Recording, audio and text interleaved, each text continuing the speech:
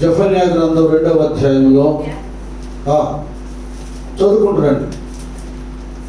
సిగ్గుమాలిన జనులారా కూడి రండి, పొట్టు గాలికి ఎగురునట్లు. చూసారా, పొట్టు ఎలాగూ గాలికి ఎగురునట్లు ఎగిరిపోతా ఉందో సమయము ఎగురినట్లుగా సమయము గతించుచున్నది. అది అలాగే ఉంచున్నాడు. పొట్టు ఉంది, దాని లక్షణం ఏంటంటే ఇటు గాలి కొడితే అటు ఎగిరిపోతుంది పొట్టు. కొద్దిగా ఆ స్పీడ్ని బట్టి, వేగాన్ని బట్టి, కొద్దిగా అయితే అంత అది తీవ్రత అంత వేగం కాకపోతే కొద్దిగా అయితే కొద్దిగా వేగం అయితే మొత్తం అల్లుకొని పొట్టు గాలికి ఎగురినట్లు సమయం కూడా అలాగా గతించి పోతా ఉంది. చూసారా, సామెత ఉంది, దానికంటే కూడా సమయము విలువైందంట. డబ్బులను మనం సంపాదిస్తాం కానీ పోయిన సమయాన్ని మనం సంపాదించుకోలేం. ఈ సమయ విషయంలో ఎలాగుంటుందంటే భక్తులుగా మన విధానం ఏమాత్రం కూడా దేవుడు ఒక దీవెనకరమైన సమయాన్ని మనకి ఇచ్చినప్పుడు దాన్ని మనం సద్వినియోగపరుచుకోవాలి. దాన్ని ఇంకేమంటాడు, మీరు అది చదవద్దండి. ఎఫెసీ 5:15 మనకు తెలుసు. దినములు చెడ్డవి కనుక సమయమును పోనివ్వక సద్వినియోగపరుచుకోవాలి. ఆ సమయాన్ని పోనివ్వకూడదు.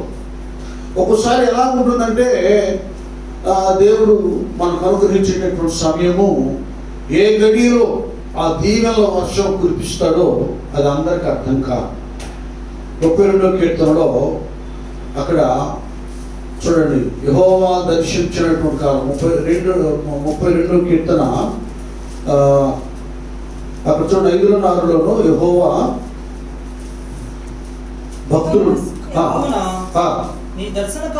అదే ఏంటంటే అక్కడ నానా, నీ దర్శన కాలమందు భక్తి గలవారందరూ నిన్ను ప్రార్థన చేయుదురు. అది దేవుడు దర్శించే ఒక సమయము ఉంటుంది నాన్న, మీరు అర్థం చేసుకోండి. ఆ సమయమున భక్తులు ఏం చేస్తారట నాన్న, ఏం చేస్తారు? అది దేవుడు ఒక ప్రత్యేకంగా దర్శించే కాలం. మనం ప్రతిరోజు వేకున ప్రార్థన చేసుకుంటాం.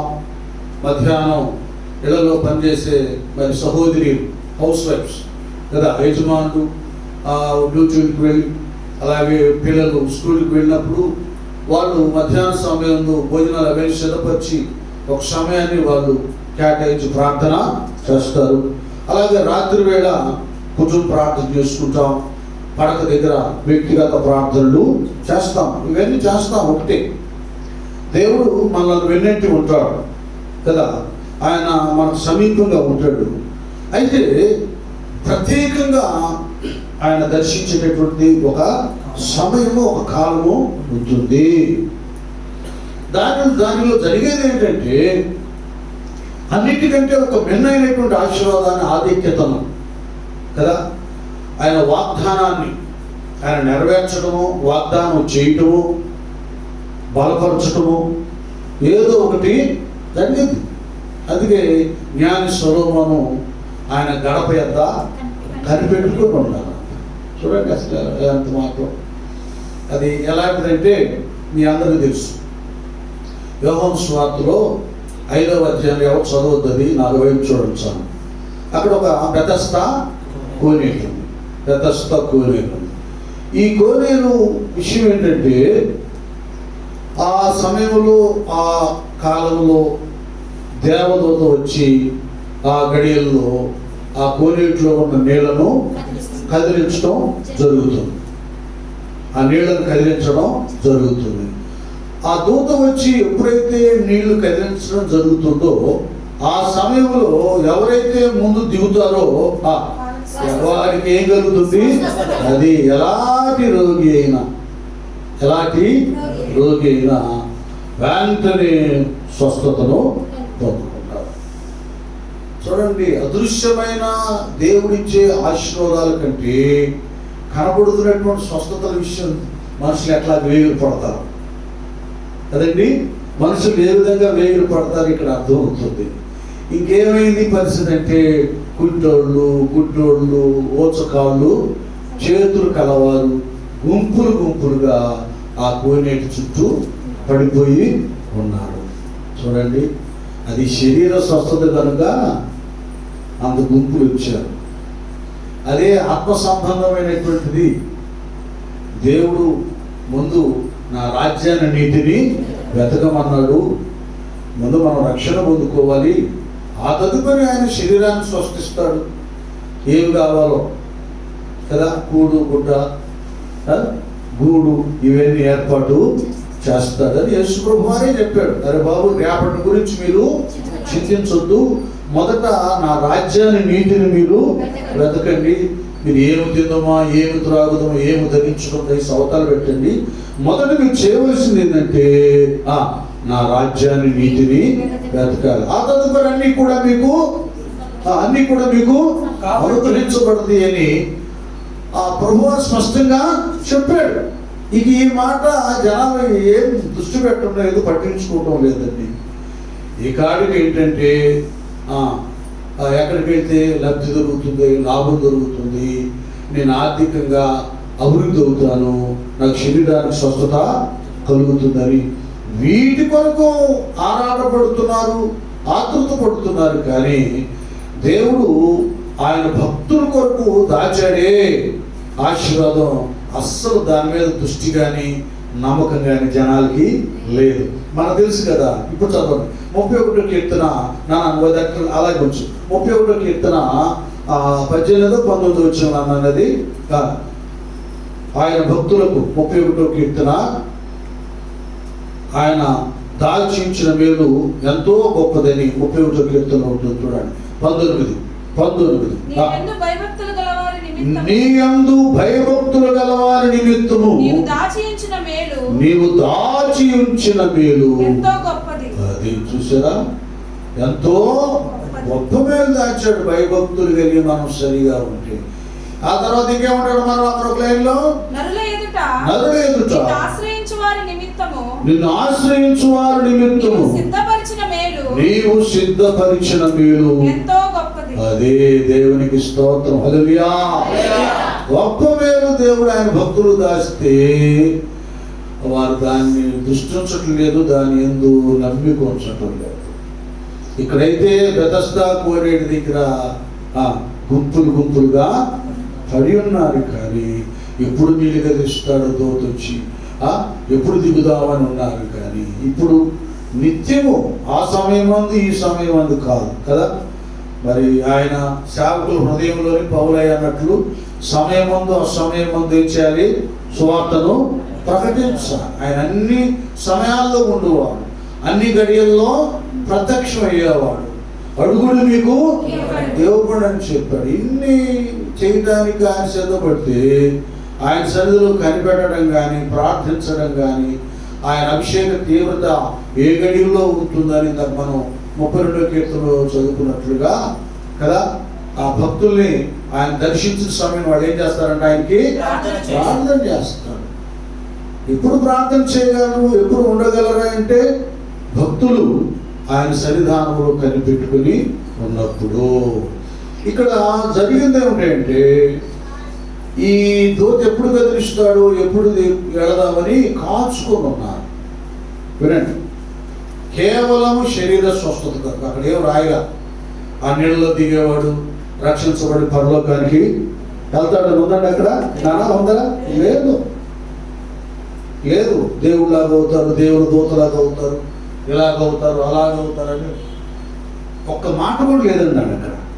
పర సంబంధమైంది దూత వచ్చేది దూతైనా ఈ భౌతికపరమైనటువంటి స్వస్థత గురించి మాత్రమే అక్కడ వ్రాయబడి ఉంది. ఆ శారీరక భౌతికపరమైన వాటికి ఎన్ని గుంపులు ఉన్నారో అక్కడ ఎంతమంది ఉన్నారు అన్నా. వాడు ఒకవేళ ఎప్పుడు దూత వస్తాడు అని కనిపెట్టుకుని ఉన్నా నీకు నాకు అందరికీ ఆ బెతస్దా కోనేటి దగ్గర వచ్చే దూత కంటే కూడా మిన్నైన దూతనే సృష్టించిన సృష్టికర్త దేవుడు దర్శించే సమయం ఉంది. హల్లెలూయా, హల్లెలూయా. అది ఉన్నతమైనటువంటి సమయం. ఆ సమయం కొరకు మనం కనిపెట్టాలి.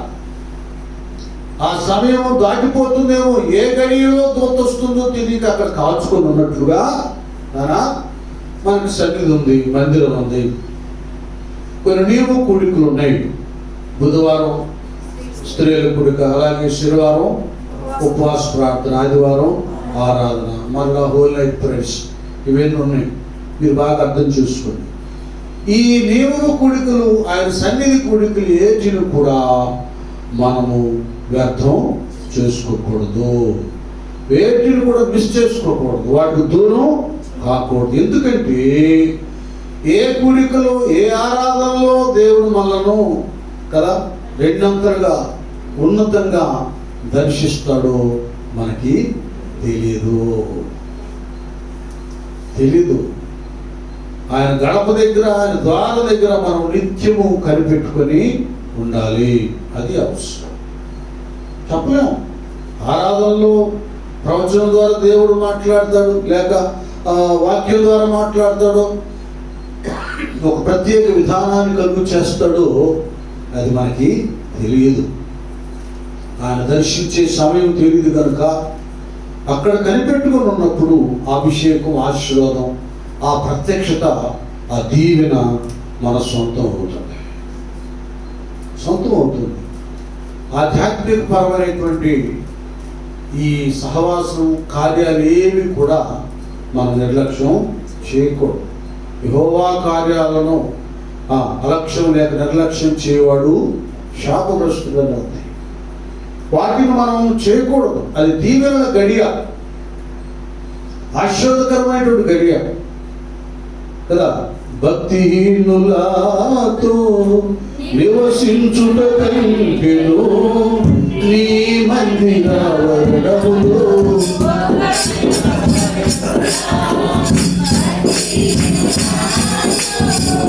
నివసించుట కంటెను నీ మందిరములో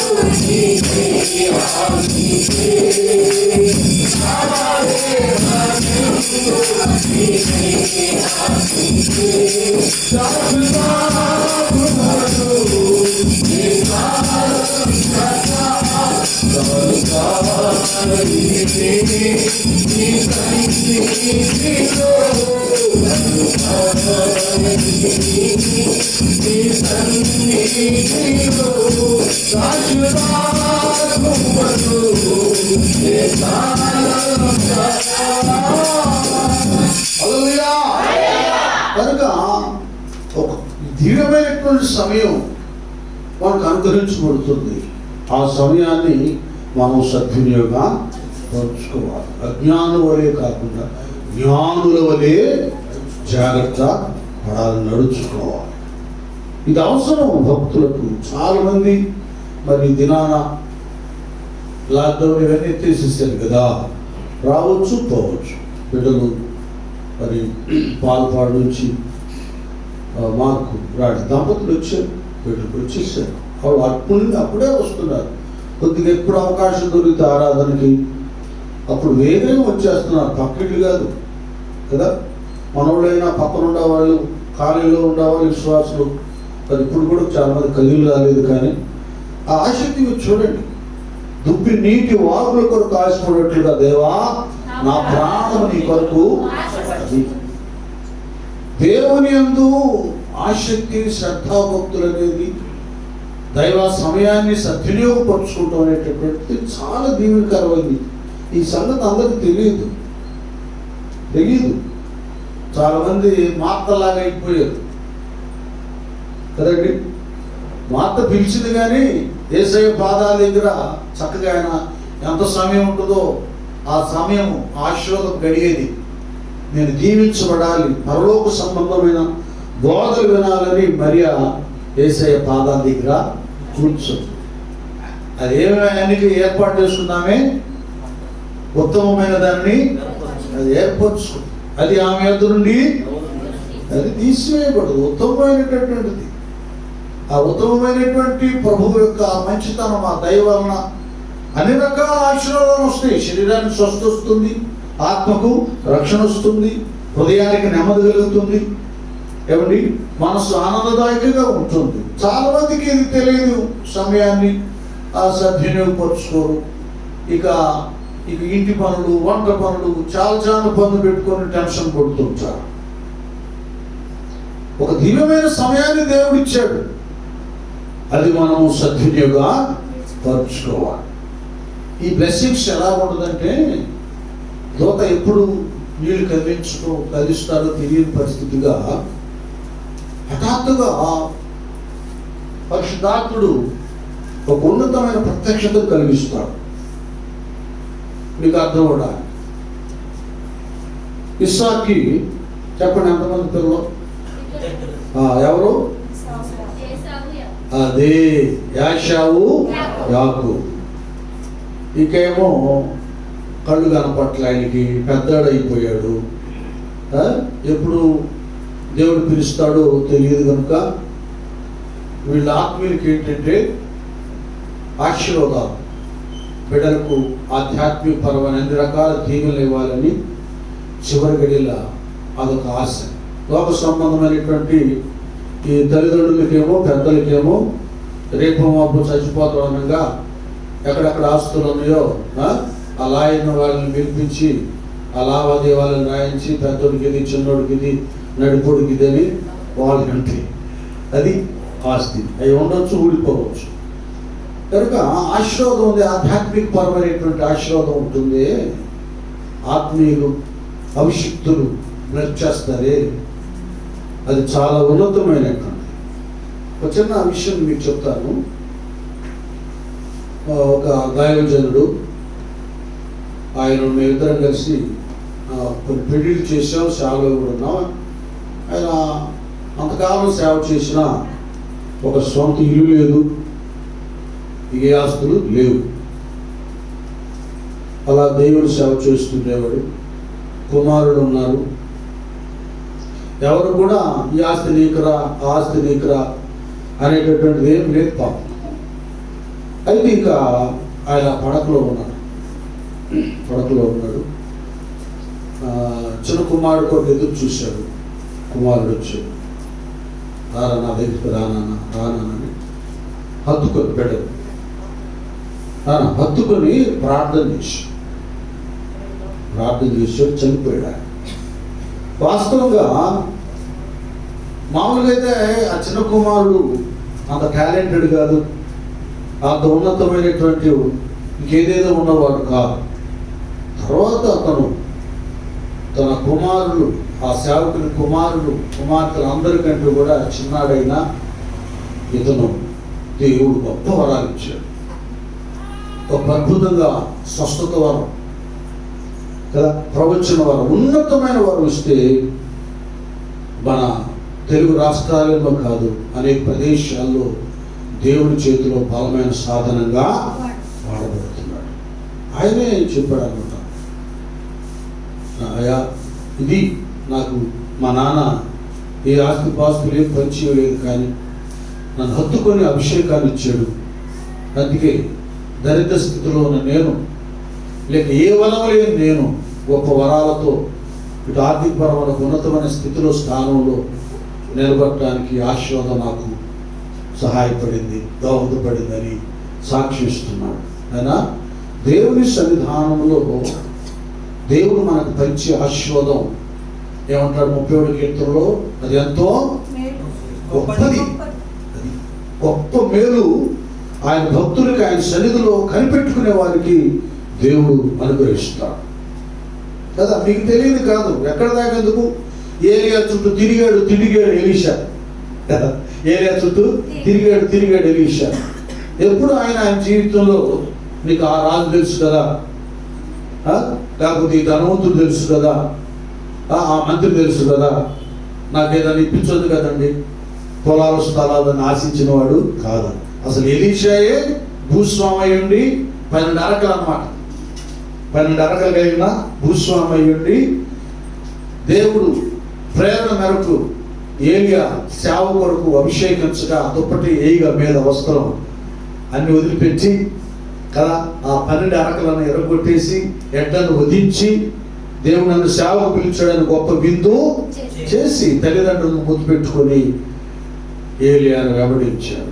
ఒక శ్రీమంతుడు కొడుకు ఒక ప్రవక్తకి శిష్యుడైనప్పుడు ఒక పరిచారకుడుగా ఒక ఆఫీస్లో ఒక అటెండర్ ఉంటాడు. అటెండర్ క్లర్క్ దగ్గరికి మొదలుకొని పై అధికారి వరకు అందరికి మంచినీళ్ళు, టీ, కాఫీలు అందించాలి, టేబుల్ తుడవాలి, అన్ని శుభ్రం చేయాలి, ఈ పరిచయం చేయాలి. అలాగే ఎలీషా కూడా ఎంత ధనవంతుడై ఉండి ఏలియా దగ్గర ఒక పరిచారకుడిగా అటెండర్గా వర్క్ చేశాడు. ఏం అడగలేదండి, ఆయన అంట పడతానే ఉన్నాడు. చివరికి దేవుడు ఏలియాని పరలోకానికి తీసుకెళ్లే సమయం వచ్చింది, ఆసనం వచ్చింది. ఇటు వెళ్తాడు, ఎక్కువ వెళ్తే ఎరికి వెళ్తున్నాడు, గిలగాలి కదా, బేతేరికి వెళ్తే బేతేరికి వెళ్తున్నాడు. చివరికి యోర్దాను దాకా వెంబడించాడు. యోర్దాను అంటే మరణం అన్నమాట. పరలోకానికి వెళ్ళే అంతవరకు కూడా వెంబడించాడు. ఏంటి నన్ను వదలట్లేదు, అసలు ఏం కావాలి నేను చెప్తాను నాన్న, వాళ్ళు వినండి, అర్థం చేసుకోండి. ఏలియాని ఎలీషా ఒక్క నిమిషం కూడా ఎడబాయక హత్తుకొని వెంటాడి ఉన్నాడో. నీవు నేను యేసేని కూడా సేవకుని, దేవుని మందిరాన్ని, దేవుణ్ణి హత్తుకొని ఉండాలి. అవసరం వచ్చినప్పుడే దేవుడు, సమస్య వచ్చినప్పుడే సంఘం, బాధ వచ్చినప్పుడే పాస్టర్ గారు అని కాదు. ఏనా అది ఏదైనా సరే విడువక ఎడబాయిక ఆయన్ని మనం హత్తుకొని ఉండాలి. ఎలీషా చేసింది అదే. అర్థమైపోయింది. ఏం కావాలి ఎలీషా నీకు చెప్పు, నేను వెళ్ళిపోతున్నాను పరలోకానికి, రథాలు వచ్చేసి అగ్ని రథాలు పరలోకానికి అలా తీసుకుని వెళ్ళిపోతున్నాను. ఏముందయ్యా అన్నాను, ఇది చాలా ఇంపార్టెంట్. రెండో రథం నీకు కలిగిన ఆత్మలో 2 పాళ్ళు నా మీదకి వచ్చినట్లు దయచేయమనెను. హల్లెలూయా. హల్లెలూయా. ఆయన అది ఇస్తాడేమో, ఇది ఇస్తాడేమో, డబ్బులు ఇస్తాడేమో కాదు. డబ్బులు ఇస్తే అయిపోద్ది, ఎప్పటికి ఇంకెవరిస్తే అప్పటికే అయిపోద్ది. అభిషేకం ఉంది, అది ఉన్నతమైంది, దాంతో నువ్విస్తావు జనాలకి. ఇక్కడ ఏమంటాడు, 2 పాళ్ళు నా మీదకి వచ్చినట్లు, అభిషేకం ఆత్మ నా మీదకి వచ్చినట్లు అది అడిగాడు. రాజుగారిని అడిగేదని ఇప్పించాయా, రికమెండేషన్ చేయగా ఏం అడగలే. 2 పాళ్ళు ఆత్మ అభిషేకం కావాలని కోరుకున్నాడు. ఇంకా నిలిపోబోతున్నాడు. చివరి గడియ వరకు కనిపెట్టుకొని ఉన్నాడు కనుక నిజంగానే ఏలియా 7 చేస్తే ఎలీషా 14 అద్భుతాలు. ఎంత వండర్ అంటే ఎలీషా గారు చనిపోయిన తర్వాత కూడా ఆయన సమాజంలో యుద్ధం జరుగుతున్నప్పుడు ఒక సైనికుడు చనిపోయాడు. ఆయన తీసుకెళ్ళి ఆయన సమాధిలో పడేసినప్పుడు అక్కడ ఎముకలు ఉన్నాయి. ఎలీషా గారి ఎముకలు తాకి చచ్చినోడు బ్రతికాడు. స్తోత్రం. హల్లెలూయా. హల్లెలూయా. ఎంత ఉన్నతమైనటువంటిదండి. అతని సమయానంతటిని కూడా తన భక్తి జీవితాన్ని తాను సద్వినియోగం పరుచుకున్నాడు, దుర్వినియోగపరుచుకోలేదు. అతడు ఏది ఆశించలేదు. ఎలీషా దగ్గర ఉన్న గెహాజీ అయినా నయమాన్ యొక్క ధనాన్ని ఆశించాడు, కానీ ఈయన ఆశించలేదు. భక్తిలో శాశ్వత ఆశీర్వాదానికి ఏమిటంటే మార్గం మనం నమ్మకంగా విధేయులుగా ఉంటాం. అది ఇటీవల ఒక ఆయన చెబుతున్నాడు, వెళ్తే నాకేం కలిసి రాలేదండి. ఏంది, అక్కడే పెళ్లి పెళ్ళయింది, అక్కడే పిల్లలు పుట్టారు, అక్కడే ఉద్యోగాలు వచ్చినాయి, అన్నీ వచ్చినాయి. అత్యాశతో ఏదో పని చేశాడు, అప్పులు పాలయ్యాడు.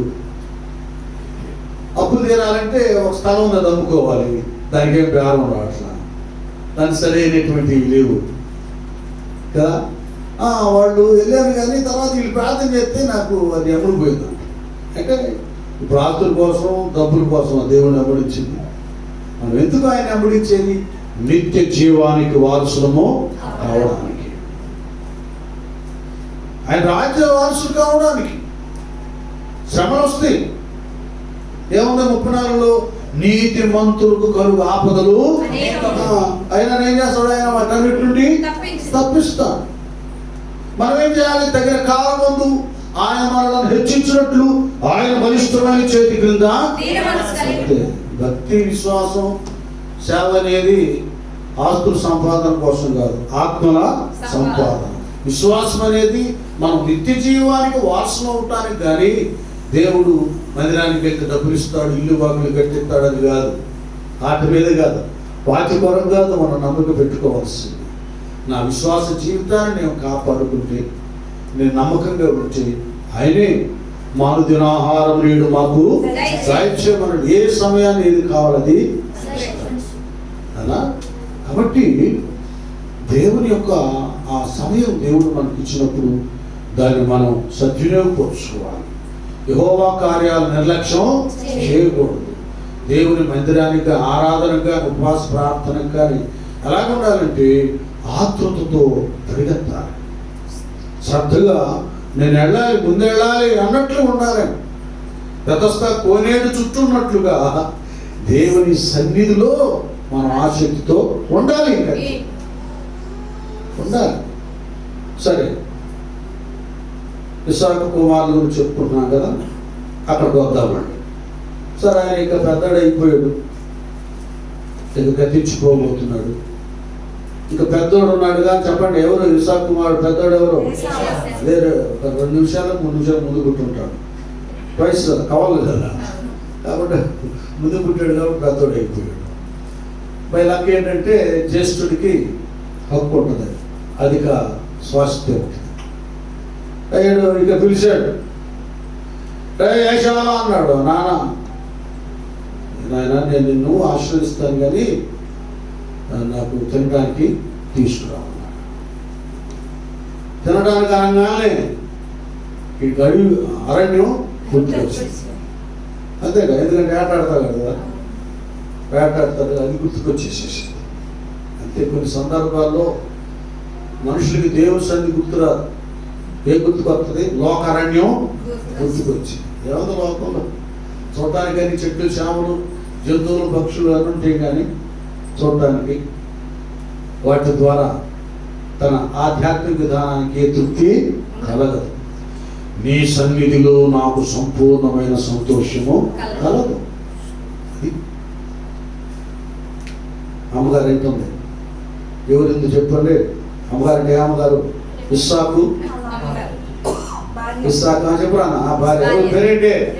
గట్టిగా రెబ్కా. అంటే మీకేం తెలియాలని చెప్తున్నా, జ్ఞాపకం చేస్తాను. రెబ్కా ఉంది.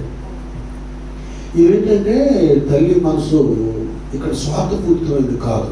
కొన్ని ఉంటాయి, మనం కూడా ఎవరికి దాన ధర్మాలు చేయకూడదు. అపాత్ర దానం అంటారే, ఎవరికో కష్ట నష్టాలు ఉన్నప్పుడు వాడు ముందు అలవాటు ఆ డ్రగ్స్, లేకపోతే వాడు మీకు సారా ఏది అలవాటు, వాడికి ఆ టయానికి పడకపోతే షేక్ అయిపోవాలి. ఇది వచ్చి బతిమాడతాడు. అయ్యో జాలిపడ ప్రియాలు మనం ఆ డ్రామ్కి ఇవ్వాలా, ఆ పెళ్లికి డబ్బులు ఇవ్వాలి, మనం ఆ కోర్సులు డబ్బులు ఇవ్వాలా, డ్రగ్స్కి డబ్బులు ఇవ్వాలా? అది సరైనది కాదు కదా. వాడికి డబ్బులు ఇస్తే 1,00,000 రూపాయలు ఇచ్చామనుకోండి, ఆ 1,00,000 అయిపోయేంత వరకు ముందు తాగుతానే ఉంటాడు, ఎవడు పట్టించుకోడు. వాడు తాగింది కాకుండా పక్కనోడు కూడా తాగేస్తాడు. ఈ ఈ ఈ ఫ్రెండ్షిప్ భలే ఉంటుంది. ఒక ఆయన అన్నాడు రక్షించబడతాను, మేము క్లాస్మేట్స్ అన్నాడు. ఏ క్లాస్ అంట? క్లాస్ అంటే బాబు తాగేవాడు అన్నమాట, క్లాస్ పెట్టాడు, కొట్టుకుంటాడు.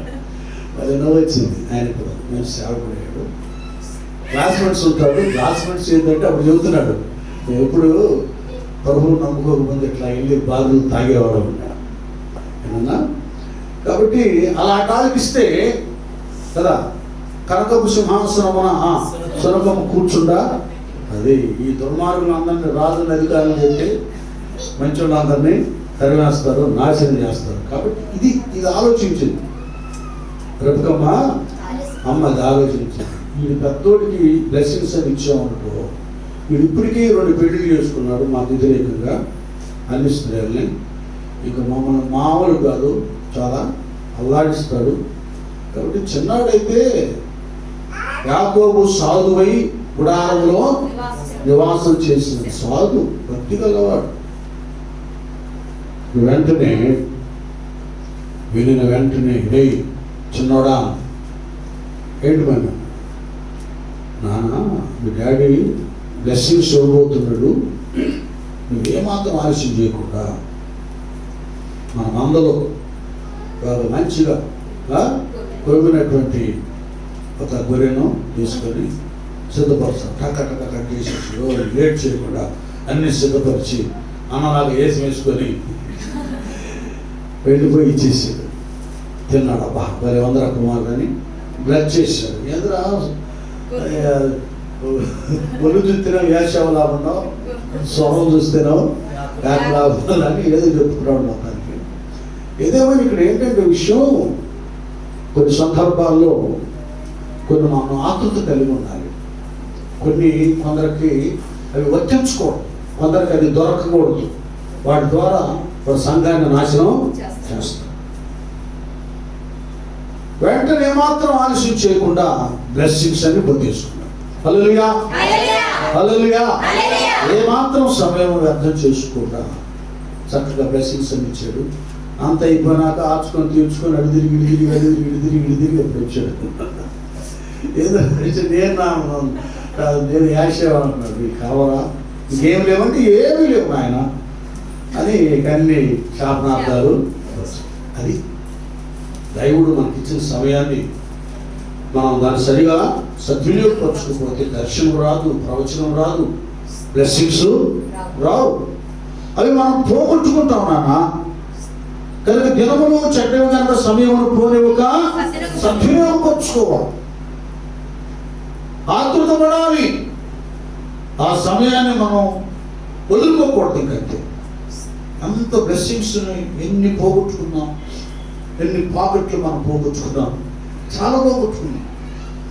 ఎన్ని ఆదివారాలు వ్యర్థం చేసి, ఎన్ని ఉపవాస ప్రార్థనలు వ్యర్థం చేసి, ఎన్ని వేకు ప్రార్థనలను సమయాన్ని వ్యర్థం చేసి, దేవుడు మన కొరకు దాచి ఇచ్చిన గొప్ప మేలును జారుకుంటున్నాం. చాలా విలువైన సమయం. మరి ముఖ్యంగా దేవుడు మనకు అనుగ్రహించే సమయం చాలా ఉన్నతమైనది. ఇప్పుడు యోహాను సువార్త 2వ అధ్యాయంలో కానా అనే ఊర్లో పెళ్లి జరుగుతుంది. ద్రాక్షారసం అయిపోయింది. మరియమ్మ గారికి ప్రభువు వారి యొక్క సిద్ధాంతం తెలుసు కనుక భలే అవకాశం వచ్చింది. అసలు భలేగా ప్రభువును కూడా పిలవడం మంచిదైందని వెళ్ళిపోయి చెప్పింది. నానా మరి ద్రాక్షారసం అయిపోయింది అంటాడు కదా, దాని సంగతి ఏదో చూడంటే ప్రభు అంటాడు, అమ్మ నా సమయం ఇంకా అది అర్థం చేసుకోండి, అది సమయం ఇంకా రాదు. దేవుడు ఎంత ప్రేమ గలవాడంటే కొన్ని సందర్భాల్లో ఆ సమయం ఇంకా రాకపోయినా మన కొరకు సమయాన్ని కల్పించుకుంటాడు.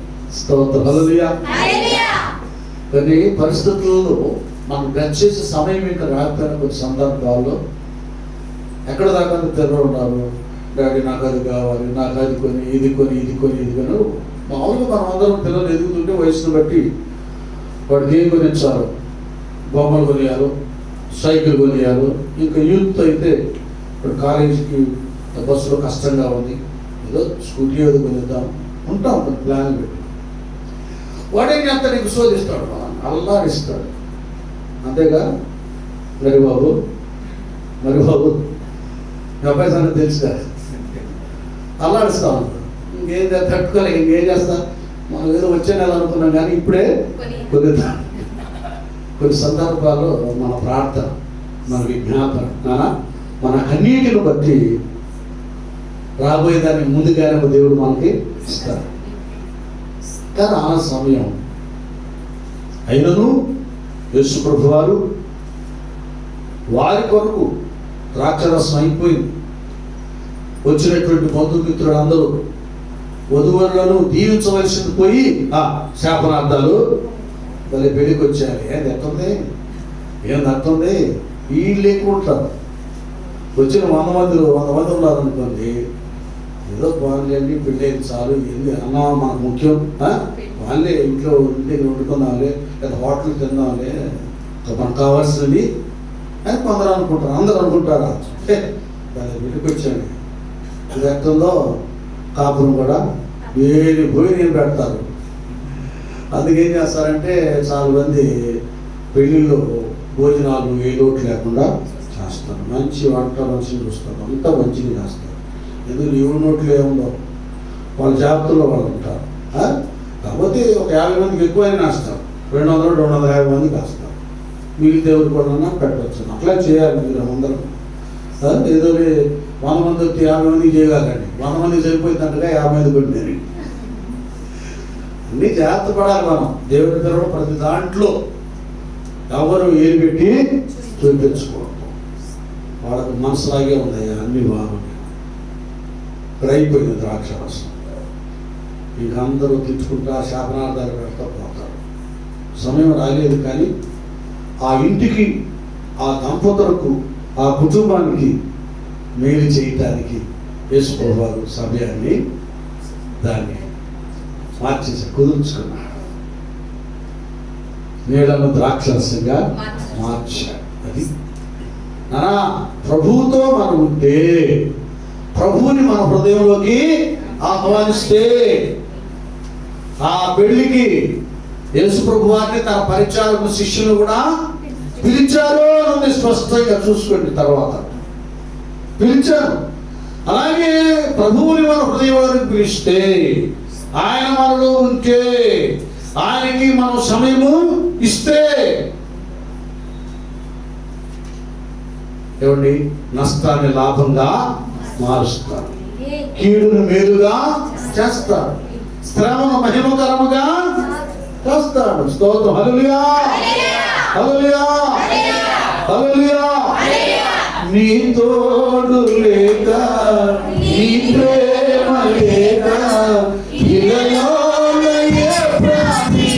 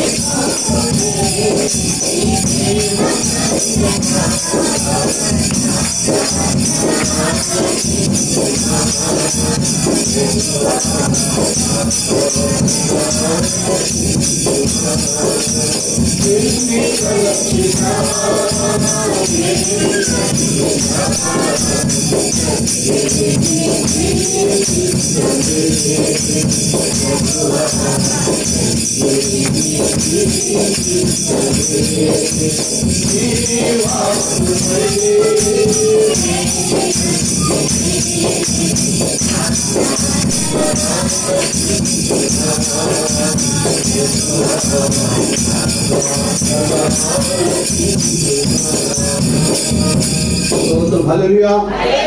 కనుక ప్రభువారు ఆయన మనం దర్శించే సమయాన్ని మనం గ్రహించాలి. అంత తిరుగుబాటుదారులైన వ్యతిరేకస్తులైన యేసు ప్రభు వారు యెరూషలేములో ఇశ్రాయేలు మధ్యలో యూదుల మధ్యలో ఉంటే ఆయన దర్శించిన కాలం వాళ్ళు ఎరుగుకున్నారని ఆయన అన్నాడు. వాళ్ళ హృదయాలు మార్చుకోలేదు కదా. ఈ దినముందైనా ఈ సమాధాన సంగతులు నువ్వు సమ్మతించిన వినిడి ఎడల నీకెంతో మేలు. ఆ సమయాన్ని ఇచ్చాడు, కానీ వాళ్ళు రక్షణ పొందుకోవడానికి, వాళ్ళు దీవించబడటానికి వాళ్ళు తిరుగుబాటు చేసి యేసేను శిలువకు అప్పగించారు. క్రీస్తు 70వ సంవత్సరంలో ఆయన యేసయ్య చనిపోయి తిరిగి లేచి పరలోకానికి వెళ్ళి పరిశుద్ధాత్మదేవుడు సంఘం మధ్యకి వచ్చిన తర్వాత 70లో మరి రోమా సైన్యాధిపతి టైటస్ అనేటటువంటి అతను వాళ్ళు పన్ను కట్టట్లేదని యూదులు యెరూషలేము చుట్టూ కంచిగా సైనికులు పెట్టి ఎవరు బయటికి రాకుండా చిన్నపిల్లలు ముసలాడు స్త్రీలని కూడా ఎవరిని కనికరం లేకుండా నరికి పడేశారు. ఆ రోజు రక్తం బుర్రపు డెక్కల వరకు ప్రవహించిందంట. దేవుడు రక్షించే దేవుడు ఒక సమయాన్ని ఇచ్చినప్పుడు వాళ్ళు దాన్ని సద్వినియోగా పంచుకోక తిరుగుబాటు చేశారు. నానా ఇలాగూ దేవుని సన్నిధంటేనే బ్లెస్సింగ్స్ ఉంటాయి, సంతోషం ఉంటుంది, నెమ్మది ఉంటుంది, తృప్తి ఉంటుంది, ఆనందం ఉంటుంది, ఆలోచన ఉంటుంది, దిద్దుబాటు ఉంటుంది, పరిశుద్ధత వస్తుంది, జ్ఞానం వస్తుంది దేవుని సన్నిధిలో. అలాంటిది మనం దూరం చేసుకోకూడదు. ఇంక వెళ్ళిపోదాం, మెయిన్ మాట చెప్పుకొని ముగించుకున్నాం. జఫన్యా 2 పైన సిగ్గుమాలిన జనులారా కూడి రండి. చూడండి, వాళ్ళు చెప్తున్నారు, వాళ్ళు దేవుని పిల్లల్ని పిలువబడుతున్నారు, వాళ్ళు రావడం లేదు. కూడి రండి, పొట్టు గాలికి ఎగురునట్లు సమయం గతించుచున్నది. చూసారా, సమయం అంతా ఏమైపోతుంది, గతించుచున్నది. విధి నిర్ణయము కాక మునిపే యెహోవా కోపాగ్ని మీ మీదికి రాక మునిపే మిమ్మల్ని శిక్షించుటకై యెహోవా ఉగ్రత దినము రాక మునిపే కూడి రండి. దేశంలో సాత్వికులై, అది ఎలా రావాలి ఆయన దగ్గరికి, సాత్వికులై ఆయన న్యాయ విధులను అనుసరించుచు సమస్త దీనులారా యెహోవాను వెతుకుడి. మీరు వెతికి వినయము గలవారై నీతిని అనుసరించిన ఎడల ఒకవేళ ఆయన ఉగ్రత దినమున మీరు దాచబడుదురు. ఎన్ని పాయింట్లు ఉన్నాయి నాయన అందులో? సాత్వికము, వినయము, దీన మనసు, న్యాయ విధులను అనుసరిస్తూ ఇలాగా ఆయన సన్నిధిలో మనం ఉండాలి. ఆయన సన్నిధిలో మన సమయాన్ని ఇలాంటి పవిత్రమైన హృదయం కలిగి దాన్ని అక్కడ వినియోగించాలి, గడపాలి. అందుకంటాడు ప్రసంగి 5వ అధ్యాయంలో, దేవుని ఆలయం లేక మందిరముకు వెళ్ళినప్పుడు నీ ప్రవర్తన జాగ్రత్తగా చూసుకో. అది ఆయన సన్నిధిలో సమయం గడిపే భక్తులైన మనమందరం కూడా ఆ సమయాన్ని అపవిత్రమైన పెదవులతో గడుపుతున్నామా, అపవిత్రమైన ఆలోచనలతో గడుపుతున్నామా? ఎందుకంటే ఆ ప్రజల్ని అన్నాడు, ఇశ్రాయేలు ప్రజల్ని, ఈ ప్రజలు నన్ను పెదవులతో ఘనపరుస్తున్నారు కానీ వారి హృదయం నాకు దూరంగా ఉంది కదా. పవిత్రమైన హృదయం కలిగినటువంటి వారు, యథార్థవంతులమై, నీతి నియమం కలిగి, వినయము విధేయత కలిగి, తగ్గించుకొని కదా న్యాయ ప్రవర్తన అయినటువంటి వారమై ఆయన సన్నిధానంలో గడిపినప్పుడు సంతోషం వస్తుంది. మన సర్వ శరీరానికి దేవుడు ఆరోగ్యాన్ని కలుగా చేస్తాడు, ప్రతి అవసరం తీరుస్తాడు.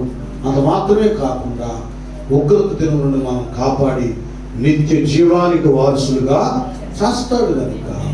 కనుక పవిత్రతను కాపాడుకుందాం, దేవునికి విధేయంగా బ్రతుకుదాం, దేవుడిచ్చే ప్రతి సమయాన్ని మనం సద్వినియోగంగా పరుచుకుందాం. అతి కృపాశీర్వాదాలను దేవుడు మనందరికీ దయచేయుగాక. అందరూ అలాగే తరల వంచండి. ఇక కార్యక్రమం వెళ్ళిపోదాం. ఒక చిన్న ప్రార్థన చేసేసి అందరు హృదయాలు తెరవండి. నాయనతోటికి నువ్వు దేవుడిచ్చిన సమయాన్ని వ్యర్థం చేసుకుంటే ఇప్పటికైనా అయ్యా నేను చాలా టైం వేస్ట్ చేసుకున్నాను, క్షమించయ్యా, ఇక అలా చేయను. ఉదయకాలపు నా ప్రార్థన ఉంటుంది. ఏ ఉపవాస ప్రార్థన దూరం కాదు. స్త్రీలైతే ఏ స్త్రీల కూడికి నేను దూరం కాను నాయన. ఆరాధన దూరం కాదు. మీరు ఇచ్చే అమూల్యమైన సమయాన్ని పవిత్రంగా నేను గడుపుతాను ఆయన. అందరూ కూడా ప్రార్థన దూరం. పరమ తండ్రి నీకే స్తోత్రాలయ్యా.